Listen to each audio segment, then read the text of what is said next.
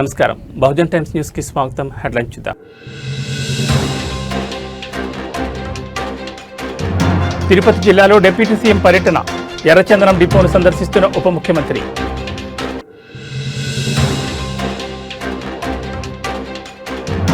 అకస్మాత్తుగా flight service రద్దు. శంషాబాద్ ఎయిర్పోర్ట్లో ప్రయాణికుల ఆందోళన.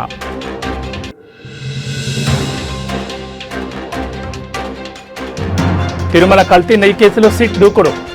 A16 అజయ్ కుమార్ సుగంధను అరెస్ట్ చేసిన SIT.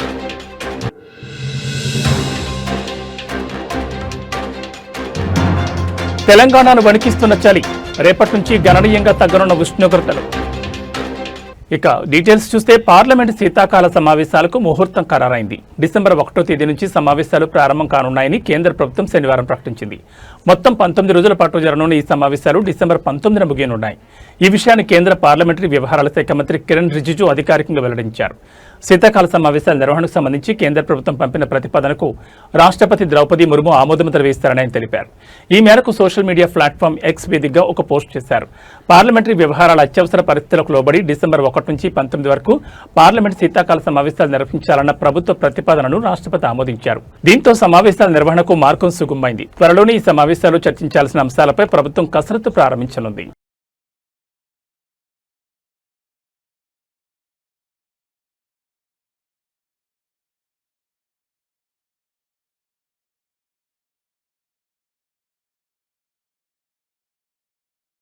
AP deputy CM Pawan Kalyan Tirupati జిల్లా మామండూరులో పర్యటిస్తున్నారు. పర్యటనలో భాగంగా మామండూరు అటవీ ప్రాంతంలో మొక్కలు నాటారు.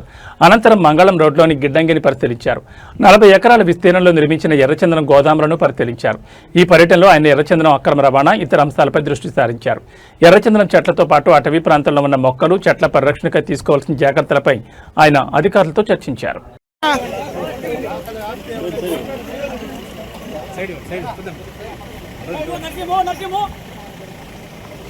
సైడ్ రండి.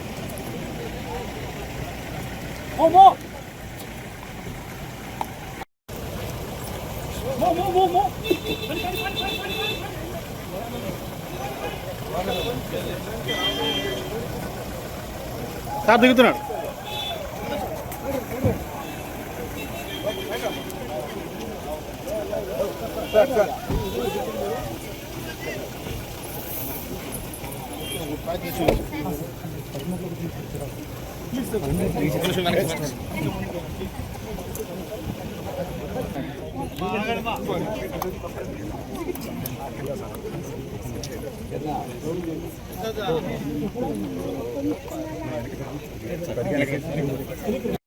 అలాగే వెళ్ళిపోతున్నారా? అలాగే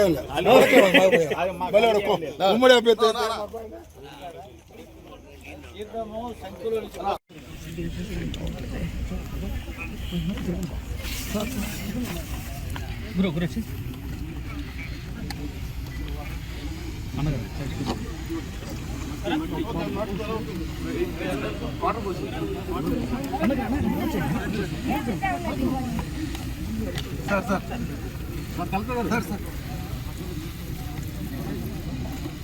కొద్దిగా పై నుంచి పోయింది సార్. కొద్దిగా డౌన్ చేస్తారు ప్లీజ్ సార్.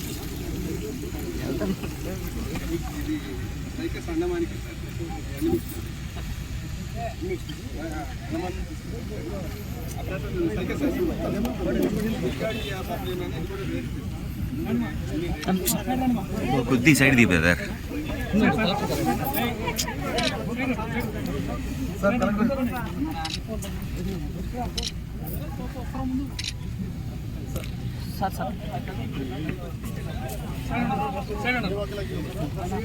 సార్ మీరు కూడా బ్రదర్.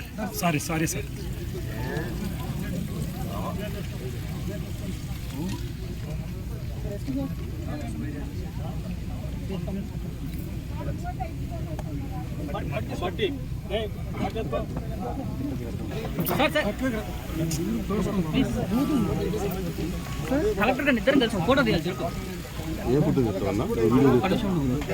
కొద్ది సైడ్ రా బ్రదర్.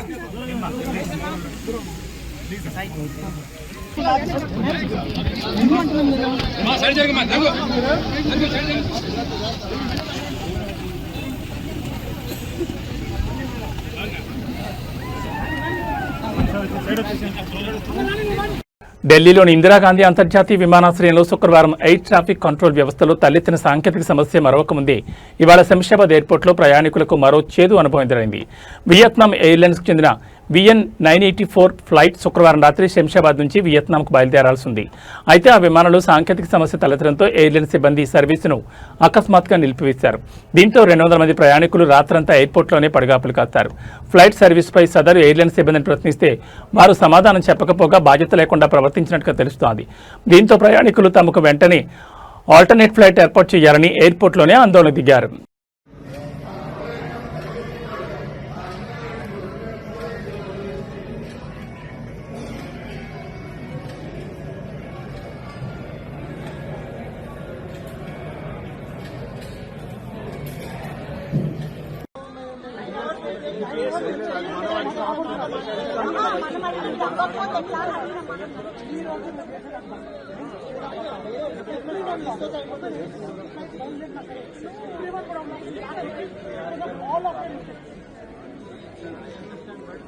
जिम्मेदार पड़ेगा ना, वो क्यों जिम्मेदार होगा?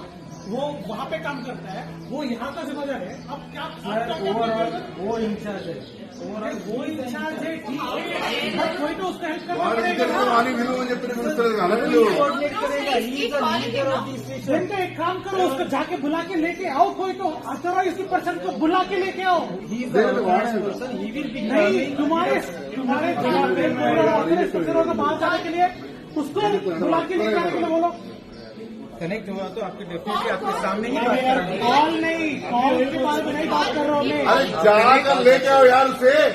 वो इंजीनियर के साथ में समझिए भाई, मेरे को समझ में आ गया है. आपके ऊपर कोई होगा, आपके ऊपर कोई होगा, आपके जो इंडिया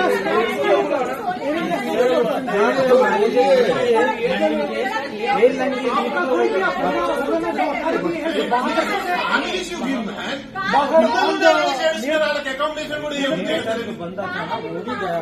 उसको बोलो, उसको निकाल के यहाँ पे लेके आने के लिए, क्योंकि यहाँ पे 160 people are waiting for it. उसको बोलो लेके आने के लिए, बोलो अजय को. 3 అన్నారు 4 అన్నారు మళ్ళీ ఒకేసారి 6 అన్నారు. 6 తర్వాత వచ్చి 6:30కి వచ్చి అడుగుతున్నా కూడా మీరే చెప్తున్నారు. ఇప్పుడు మళ్ళీ 8 అంటారు, 8కి వచ్చి అడిగితే మళ్ళీ 9 అంటారా? ब्लैंकेट भी पूरा चेकिंग में है ना भाई. కాదు మేము ఉండడానికి కనీసం అరేంజ్మెంట్స్ ఉన్నాయా? तो ब्लैंकेट भी नहीं दे. చిన్న పిల్లాడు 1 year బాబు చలికి వణికిపోతున్నాడు. అక్కడ మొత్తం లగేజ్ అంతా అక్కడ పడేసి వచ్చాం, మేము అక్కడ ఇచ్చేసి వచ్చాం చెక్-ఇన్ లో. जल्दी से కనీసం मेरे को 2 मिनट नहीं चाहिए. ఇందాక వచ్చి అడిగాను నేను, అడిగే చిన్న పిల్లాడండి, ఆ బాబుకి ఫీవర్ వచ్చింది, పడుకోవడానికి కూడా లేదు, ఈ లైట్ కి పడుకోవట్లేదు, మీరు కనీసం ఆ బాబుకి పడుకోవడానికి అరేంజ్ చేయండి, ఫ్లైట్ కోసం అడగట్లేదు నేనని చెప్పి వచ్చి అడిగాను. అప్పుడు లేదు. ఇప్పుడు నా హస్బెండ్ కి వణుకు వచ్చింది, ఫీవర్ వచ్చేసింది, కప్పడానికి లేదు, ఏమీ లేదు, ఏం చేయాలి? కనీసం హాట్ వాటర్ కూడా దొరకట్లేదు, ఇక్కడ కొనుక్కోవాల్సి వస్తుంది ప్రతిదీ. ఇప్పుడు నాకు నా హస్బెండ్ కి తీసుకురావాలి, నా పిల్లలందరూ నాకు తీసుకొచ్చి ఇద్దరిద్దరే వస్తారు కప్పుల్స్, వాళ్ళు ఏం చేస్తారు? 2ంటికి వచ్చి అడిగితే 3 అన్నారు, 3ంటికి వచ్చి అడిగితే 3:30 అన్నారు, 3:30కి వచ్చి అడిగితే ఒకటేసారి 4కి వచ్చి అడిగితే 6 అన్నారు. ఇప్పుడు 6:30 అయ్యింది. అసలు తీసుకెళ్తారా తీసుకెళ్లరా? చెప్పాలి కదా, మాకు అరేంజ్మెంట్ చేయాలి కదా. थोड़ा एटलीस्ट देख के सॉरी मैडम లేదు, ऐसा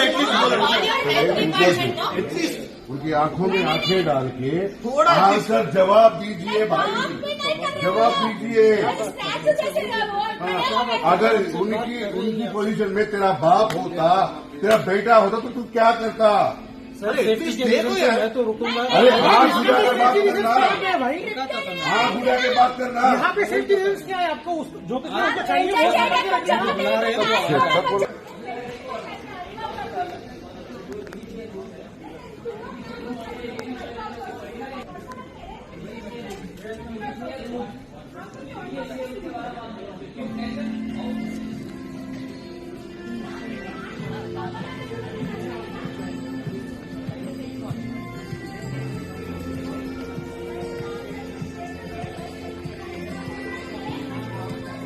తెలంగాణలో గత కొన్ని రోజులుగా కురిసిన వర్షాలకు తెరపడింది. ఇకపై రాష్ట్ర ప్రజలను చలి వణికించనుంది. రేపటి నుంచి రాష్ట్ర వ్యాప్తంగా రాత్రిపూట ఉష్ణోగ్రతలు గణనీయంగా పడిపోనున్నాయని హైదరాబాద్ వాతావరణ కేంద్రం వెల్లడించింది. రాబోయే రోజుల్లో కనిష్ట ఉష్ణోగ్రతలు 9 నుంచి 14 డిగ్రీల మధ్య నమోదయ్యే అవకాశం ఉందని పేర్కొంది.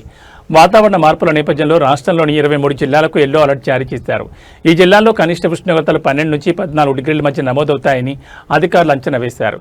ప్రజలు అప్రమత్తంగా ఉండాలని సూచించారు. ముఖ్యంగా ఆసిఫాబాద్, మంచిర్యాల, నిర్మల్ జిల్లాలో చలి తీవ్రత ఎక్కువగా ఉండనుంది. ఈ ప్రాంతాల్లో కనిష్ట ఉష్ణోగ్రతలు 10 డిగ్రీల సెల్సియస్ కంటే తక్కువకు పడిపోయే అవకాశం ఉందని వాతావరణ కేంద్రం హెచ్చరించింది. ఈ నేపథ్యంలో ఆయా జిల్లాలకు ఆరెంజ్ అలర్ట్ జారీ చేసింది.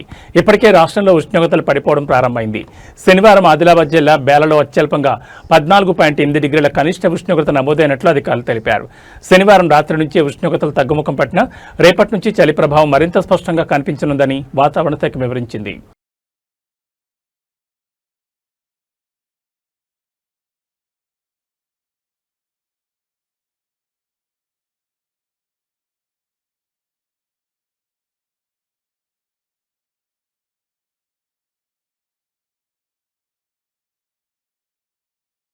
జూబ్లీహిల్స్ ఉప ఎన్నికల ప్రచార పర్వం చివరి దశకు చేరింది. రేపు సాయంత్రం 5 గంటలకు ప్రచారం ముగియనుంది. ఈ ఎన్నికల్లో అధికార ప్రతిపక్షాలు నువ్వా నేనా అన్నట్లు ఓటర్లను ఆకర్షించేందుకు ఎత్తుకు పై ఎత్తులు వేస్తున్నాయి. ఇంటింటి ప్రచారం, రోడ్లు, కార్నర్ మీటింగ్ పేరుతో హోరెత్తిస్తున్నాయి. ఎన్నికల ప్రచారం చివరి దశకు చేరుకున్న తరుణంలో ప్రధాన పార్టీలు పోల్ మేనేజ్మెంట్పై దృష్టి సారించాయి.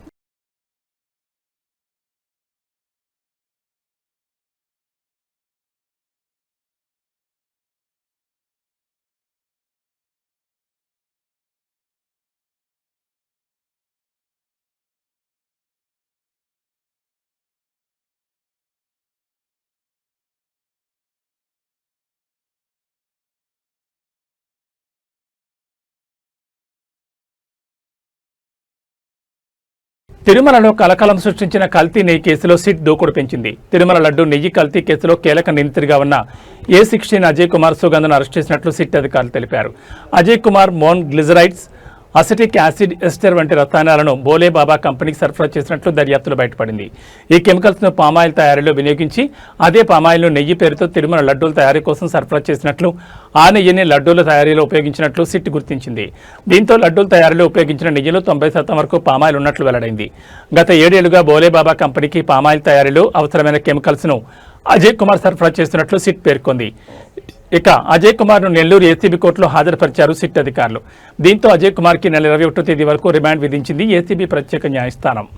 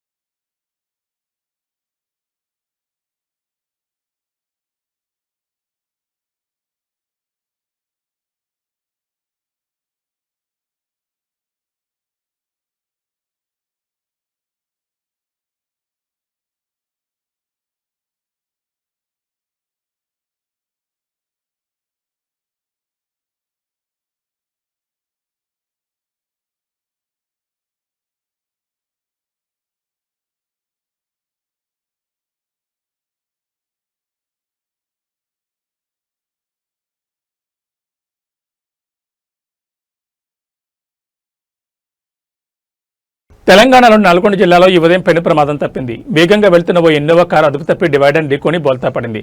క్షణాల్లోనే కారులో మంటలు చెలరేగి పూర్తిగా దగ్ధమైంది. అయితే అదృష్టవశాత్తు కారులో ప్రయాణిస్తున్న 8 మంది సురక్షితంగా బయటపడడంతో అందరూ ఊపిరి పీల్చుకున్నారు. చిట్యాల మండలం గుండ్రాంపల్లి వద్ద హైదరాబాద్ విజయవాడ 65వ జాతీయ రహదారిపై ఈ ఘటన చోటు చేసుకుంది. ఓ ఇన్నోవా కారు యూటర్న్ తీసుకునే క్రమంలో అదుపు తప్పి డివైడర్ను బలంగా ఢీకొట్టింది. ఆ వేగానికి కారు రోడ్డుపైనే పల్టీలు కొట్టింది. వెంటనే ఇంజన్లో మంటలు చెలరేగి కారు మొత్తానికి వ్యాపించాయి. ఏం జరుగుతుందో తెలుసుకునే లోపే ప్రయాణికులు అప్రమత్తమై కారులో నుంచి బయటకు దూకేశారు. సమాచారం అందుకున్న అగ్నిమాపక సిబ్బంది వెంటనే ఘటనా స్థలానికి చేరుకుని మంటలు ఆర్పివేశారు. కానీ అప్పటికే కారు పూర్తిగా కాలి బుడిదైంది. ఈ ప్రమాదం కారణంగా జాతీయ రహదారిపై వాహనాల రాకపోకలకు తీవ్ర అంతరాయం కలిగింది.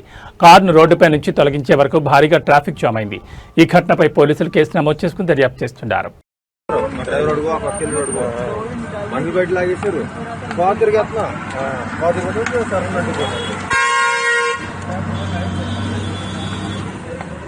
ఇలా ఒలిగింది ఒలిగి వెంటనే 5 గంటలు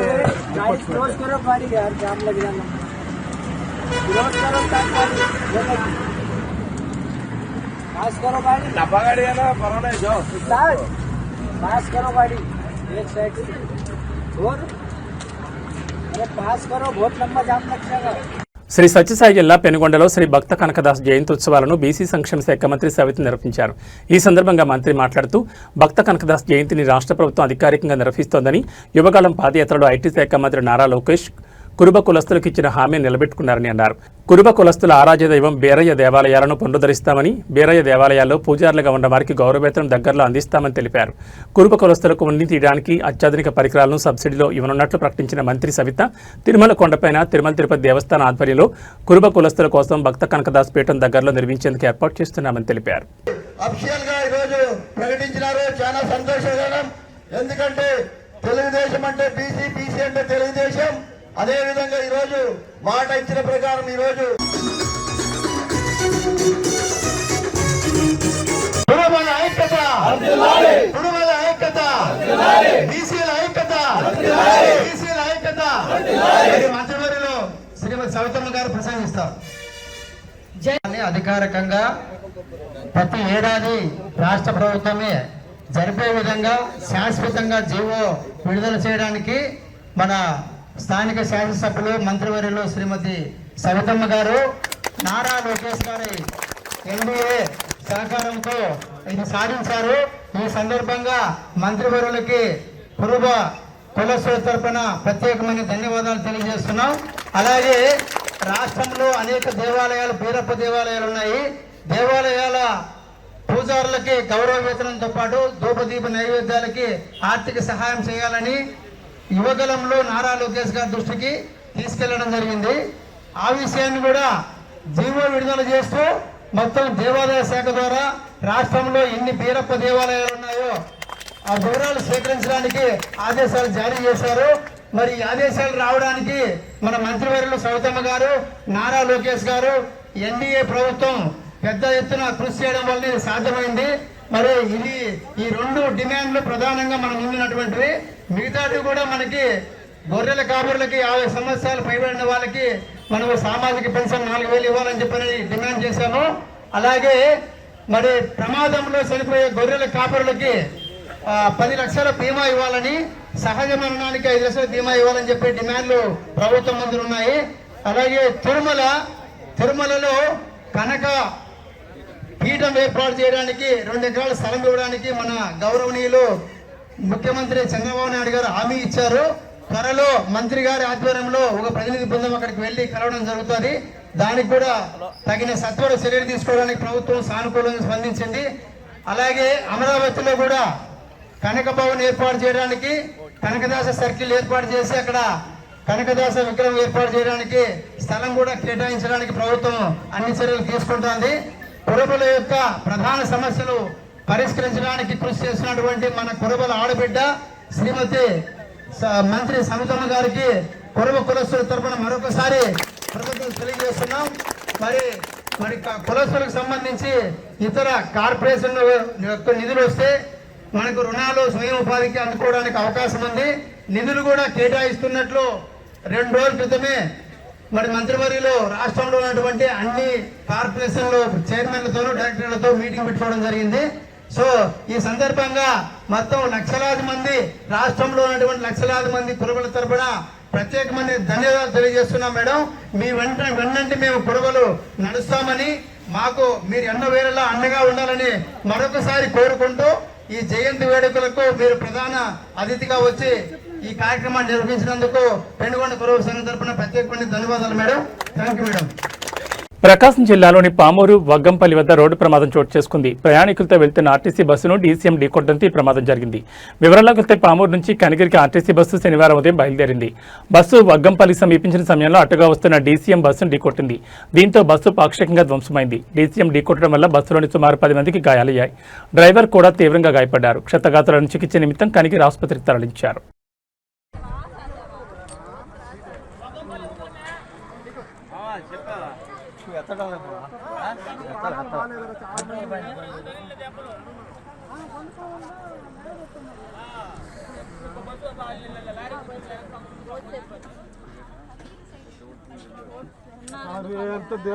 సార్ నిజమే ఇవాళ టైం బాగుంది నిజంగా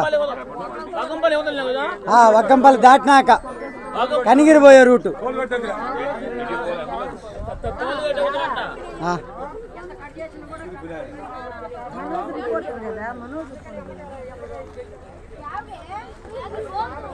వీడియో పెట్టాను ఆయనకి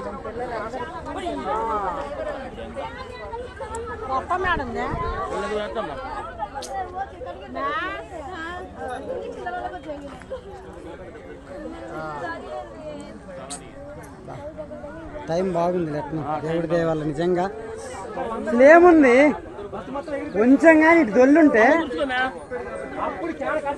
ఇవి బులెటిన్ విశేషాలు. మరో బులెటిన్లో మళ్ళీ కలుసుకుందాం. నమస్కారం.